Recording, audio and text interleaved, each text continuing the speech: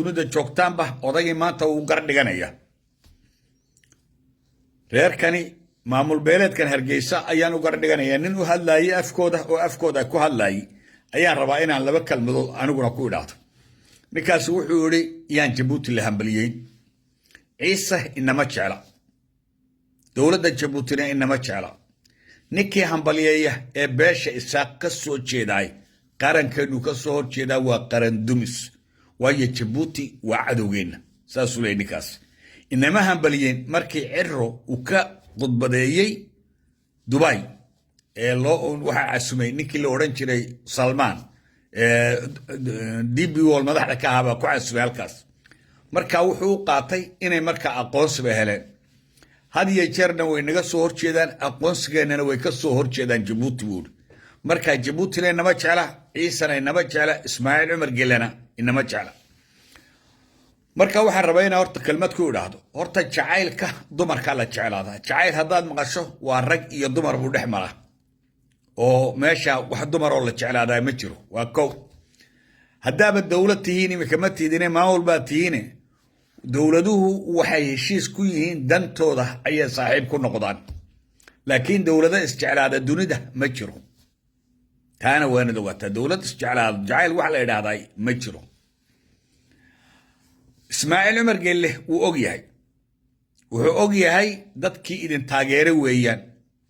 ee SNM markaad gahaydeen idin taageeray ee Soomaaliya dhan idin diiday ee sanka idin ka qabsatay idinku ahmaar baad hor socotaan oo mahbar baad tihiin ay Soomaalidu idin ku sheegayeen ya qurmis Ismaaciil iyo Ciisaba waa idin taageereen dhabarka idin saareen Soomaaliya dhan oo idin diiday dagaal ba idin la galeen dagaal bay idila gareen maamulka maanta Hargeysa aad ka dhisteen iyaga idin la sameeyay laakiin wax abaala oo ka heleen ma jirto marka mid baan ku sheegaya annagu markaan xornimada markaan doonaynay dawladda Soomaaliya saldhig bay naga siisay Hargeysa iyo Muqdisho ina cigaal markuu prime minister ka noqday saldhigii Hargeysana uu xidhay Muqdishona albaabku uu xidhay ninkii hogaaminayay ee xornimadoonka Jabuuti madaxda ka ahaa iyo raggii la shaqeynay oo dhan uu ka masaafuriyay isagoo markaa dhaqaale kaga qaatay dalka Faransiiska waxay ka heleen xafiis dalka Masar Jamaal Abdul Nasir baa aqal siiyay aqalkaas wuxuu ku yaalaa Sharif Basha Street 36 Sharif Basha Street first floor flat number 7 waa number 7 halka hadda albaabka joogsato waxaad arkaysaa taswiirtii Maxamed Harbi oo ku sawiran albaabka iminka waxa laga dhigay raabada dulaab Soomaalida la siiyay Ismaaciil waxa ka masaafuriyay Muqdisho Maxamed Harbi iyo jabhadiisiiba iyo ururkiisii xornimadoonkaaba ina cigal xafiiskiisii oo ku yaala liida halka safaaradda Jabuuti ka taayna uu xidhay kii Hargeysana uu xidhay waa ina cigal wuxuu kula heshiiyay dalka Faransiiska inay Jabuuti noqoto jasiirad ka tirsan dalka Faransiiska oo isagu uu ugu ballan qaaday oo dhaqaale kaga qaatay wuxuu geeyay nin safiir u ah oo familkiisa oo hebel maxay ducaale la yiraahdo ninkii booba ducaale walaalahaayeen oo aakhirkii markii sayidkii dalka qabsaday Maxamed Cabdulla Xasan maxay u xunjeedaa Maxamed Siyaad Barre aliyay Soomaaliyeed baa qabtay ninkii xabsi daayim baa lagu xukumay isagana waa kii xidhayna cigaal jabadiina waa la soo celiyay xamar baa lagu soo celiyay sidaas ninkii ragii geystay idinka ayaa dhibaatada inta leeganaga noo geystay annagoo xornimo doonayna taa waxa dheeree Jabuuti gudaheeda shaadir raadahaydeen shaadir baad soo qaadanayseen oo dadka ciise ee dhaqdhaqaaqa ee aktiifka ayaad u sheegi jirteen Faransiiskuna markuu qabto uu kala jeexi jiray markaas siliga ku wari jiray meydka qofka uu diidi jiray xataa in la aaso taasoo dhan waxaasoo dhan annagoo og ayaad haddana Jabuuti sadbursi ku haysataan kala dhageyso waa tolerance waxaas annagoo og waxa aad noo geysateen ayaa Jabuuti sadbursi ku haysataan wasaaradda waxbarashada waa idinka banka gabigiisa inta ugu hooseysa ee dhulka xaaqda ilaa ninka madaxda waa idinka baananka oo dhan Jabuuti wasaaradda guryahana waa idinka haysta madaxtooyada wasiirka madaxtooyada waa idinka ninka securityga waddanka haysta amniga dalka haystana waa idinka halkana idin soo dhigaya dadka meesha jooga si ay Soomaali inoola dhageysato oo inoola aragto dalka degaan kuma lihidina sadbursina waad ku haysataa idinkoona degaan ku lahayn baad baarlamaanka 6 ku jirtaan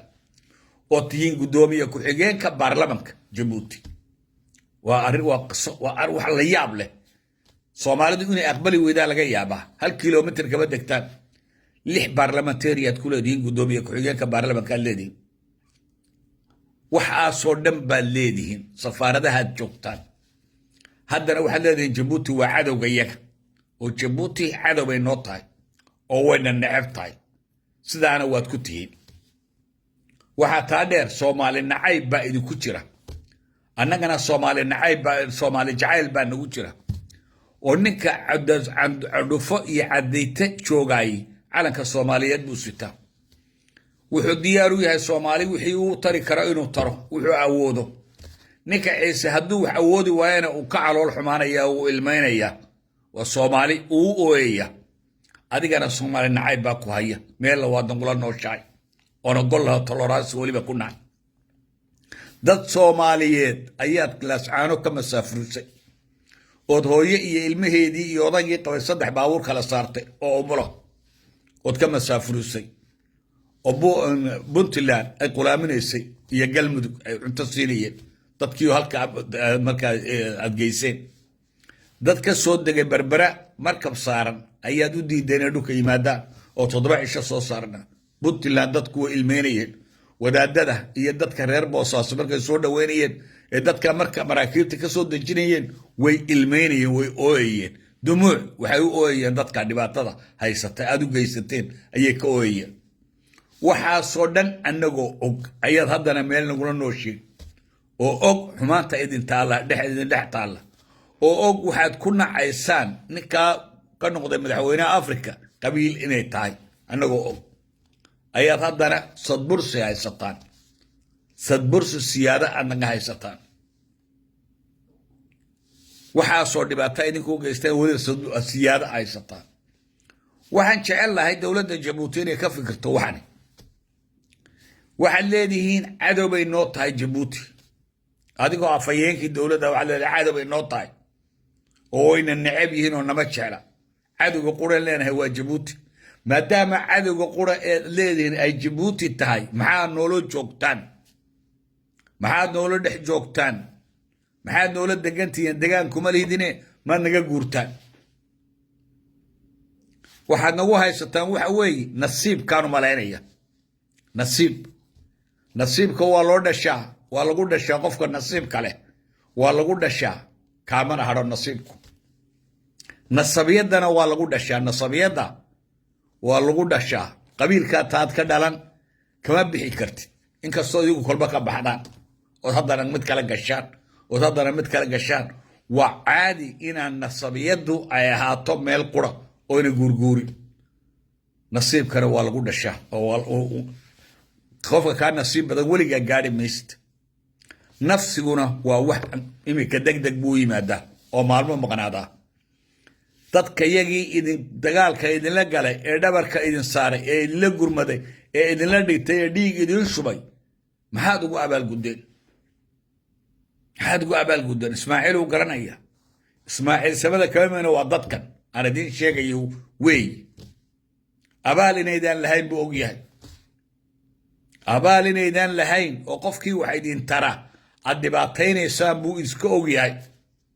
Djibouti wax walba idin qabato wax walba idin tarto mooteerada biyaha iyo kuwa leedhkaba idin siisay markaad soo gashay baad habeena dhaar caayaysan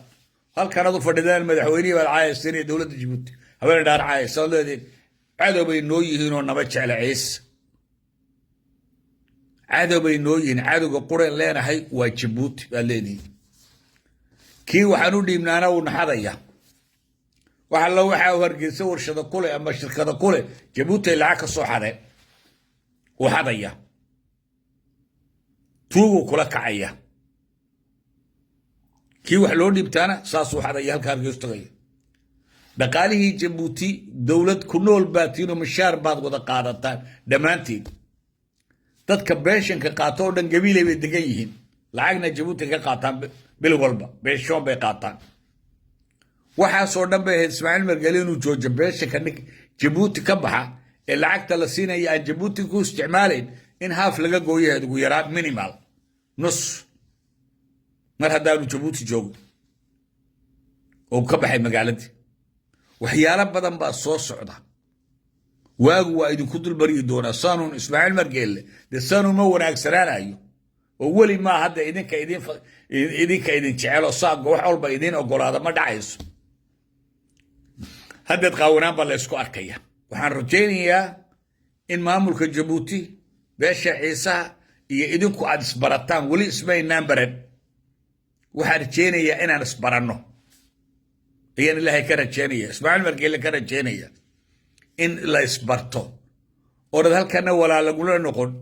soomaali nacaybna ay kugu jirin annagana aanan nabcayn saad sheegayso oonan nacab tahay oonan jeclayn annagu caloosheeda annaga ma ogid laakiin adaan ku arkaynaa ole wayna nacab yihiin annaguna waa nacabna haddana waad nala joogtaan jabuutaa nala degantiin waxaad nagu darsataanna ma jirto degaanna lama lihidina waxba naguma idaan darsan haddana waad nala joogtaan dhaqaalaha iyagii baad guranaysaan ood ku nooshiin markaa soomaali baan u gardhiganaynaa balgal arrinkaa nala eega